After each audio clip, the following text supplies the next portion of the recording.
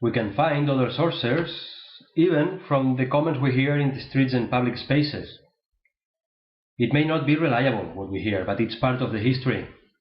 Even better, we can interview a person who has lived the war from the side of Franco, and another from the side of those who supported La Repubblica. Another way to find outside knowledge could be surfing the net. In doing so, I could find the following information. Els comunicats de la Guerra Civil Espanyola van ser emesos radiofònicament per l'Estudi de Ràdio Nacional.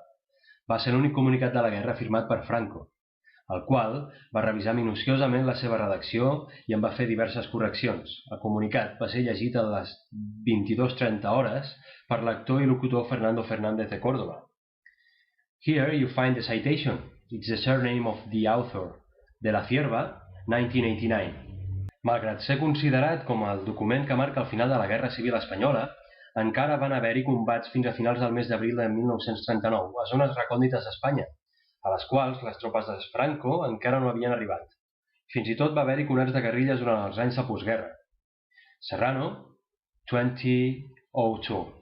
So here is basically saying that even though with the document we are studying, the official ending of the Spanish Civil War, it's the 1st of April of 1939, there are other sources that they are saying that actually the Spanish Civil War didn't finish after that moment, but a few weeks later, and we even had guerrillas that were fighting against Franco during the next decades.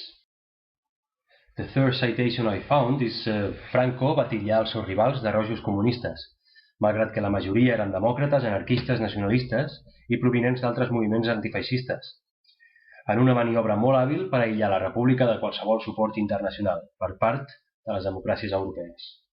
This is very important.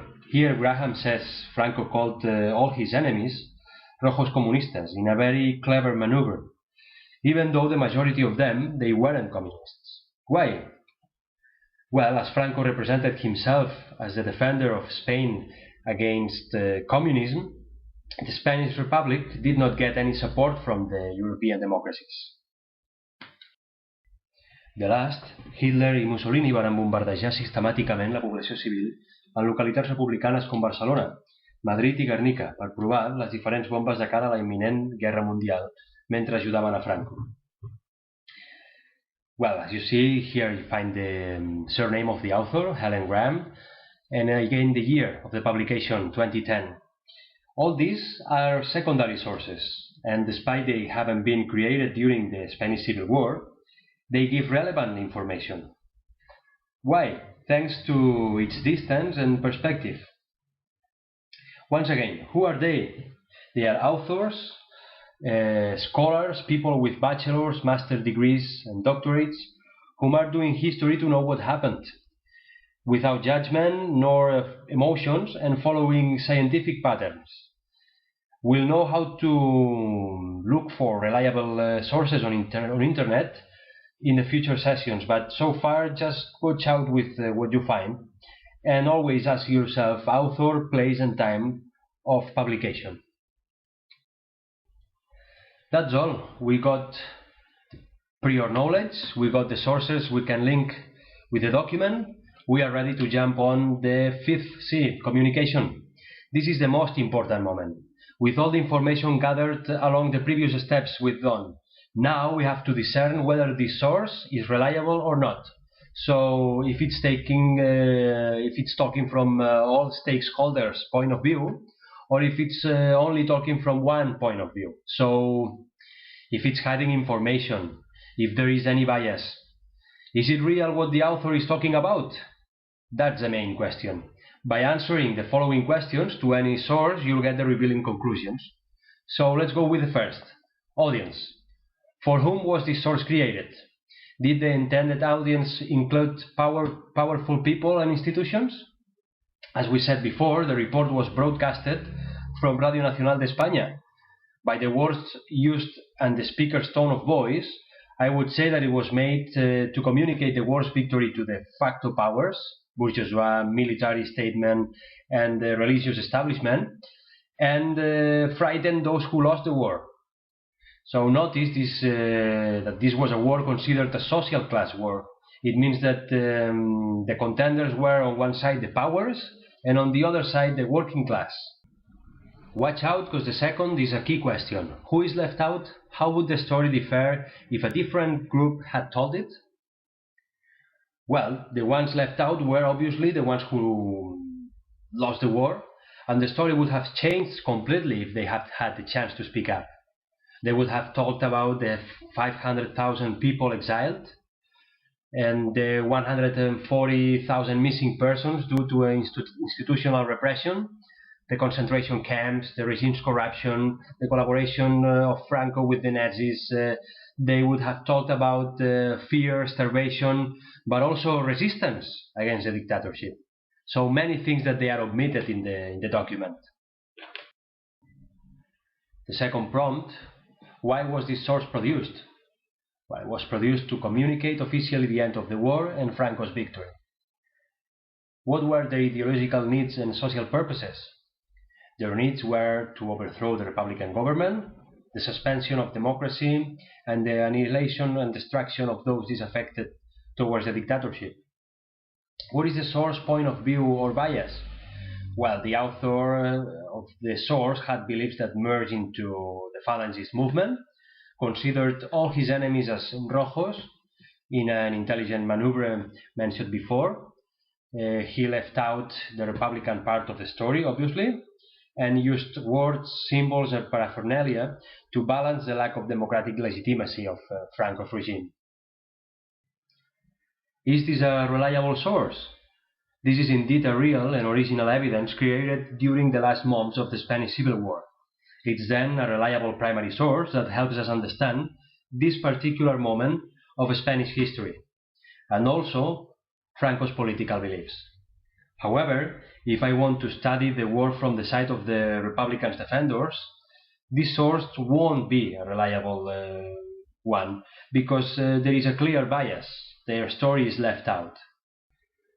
And finally, the step number 6, conclusion. This is the prompt where we make a balance of our investigation, basically. So why is this source important? This source represents a turning point in Spanish history and is the beginning of its most cruel dictatorship, we could say. How was it received? Is it largely forgotten? Remembered? Why? Well, it is a largely remembered source. On one side, it was received with devotion and a strong personality cult to Franco. On the other side, it was received with fear and sadness, and also a strong willingness to resist against the dictatorship, both inside and outside the country. Second prompt: what does it leave out about the people it treats as heroes? Well, like we have seen in the document, I could say that Franco liked to represent himself as a true hero, and his troops, remember, he called them nacionales, and that they were the ones who won the war.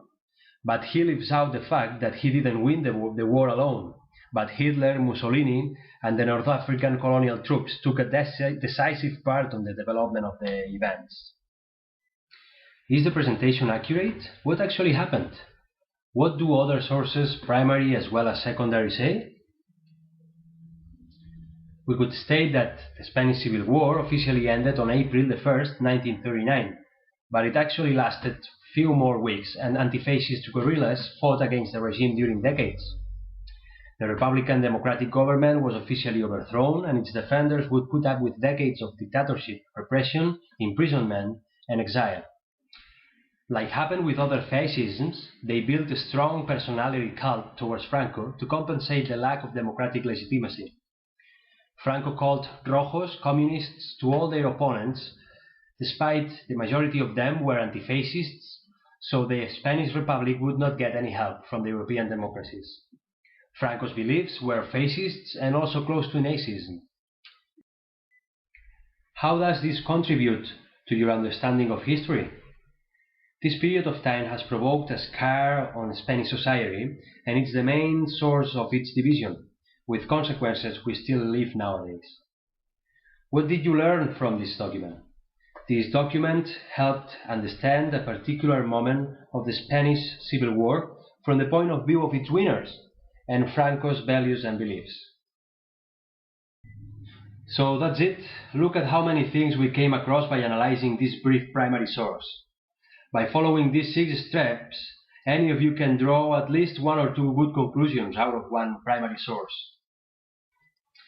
At the end of the day, it's way more simpler than it seems. The most important thing when reading a primary source is looking at how many stakeholders are in a given society and what their interests are. By answering this set of questions, you will get your own elaborated conclusions. I just bring you the practical knowledge, but you have to come and get it, so practice it. Otherwise, you will have to rely on what other people say. Remember, I'm not here to tell you what happened, so I want your doing history, and I want some deep thinking to occur, and stick to evidences. Remember to be strict with the way we look at the secondary sources. Always verify the credibility of a given information. We have to know that some people do history to explain what happened with academic and scientific standards, and some other use history to judge and justify actions. Beware of the second approaches. We will work on it with our video tutorial on searching for reliable information. So far, follow the steps, follow the chart I gave you, and try to practice this skill with all you come across: movies, news, newspapers, speeches, and so forth. Thank you, and see you next time.